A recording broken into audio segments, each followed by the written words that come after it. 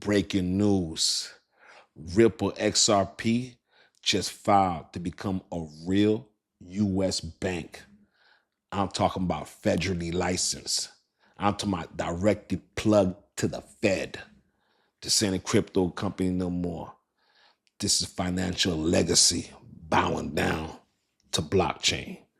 You know what this means for XRP?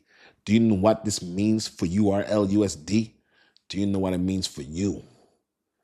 On this episode of Crypto Fan, we're going to get into it. If you're down with this crypto gang, hit a like and hit subscribe. Today, XRP just made its biggest regulatory move. It filed for a bank charter. That means them becoming a bank institution, like Bank of America, like JP Morgan Chase, like Wells Fargo. That means they can hold your money, okay? That means your money and your fiat and your XRP being backed by the federal government, okay? And then they also filing to get on the federal rails.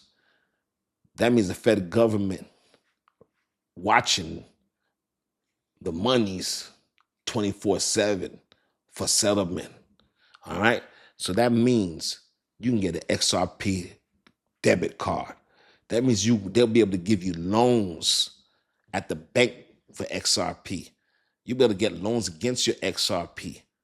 That means that they'll be able to move monies around globally from, just say, for example, USDC to Euro with no middleman. That means no middleman. And they're talking about XRP saying they can move it faster, okay, with less costs, move it quicker with less fees. So what do you think happens to SWIFT? What do you think happens to Western Union? What do you think happens to Visa Net if they're moving it quicker with less fees? Do you understand what I'm talking about? They're becoming a bank. That means they be custodians of your money.